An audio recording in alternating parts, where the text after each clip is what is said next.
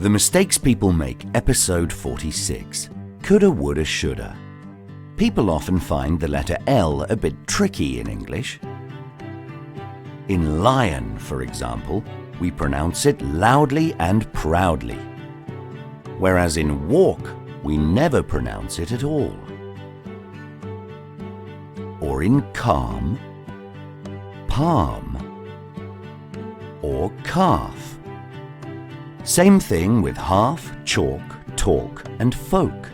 Even salmon contains a silent L. But the most important ones, in my opinion, are could, would, and should. When people give us advice after the fact, we often say, coulda, woulda, shoulda.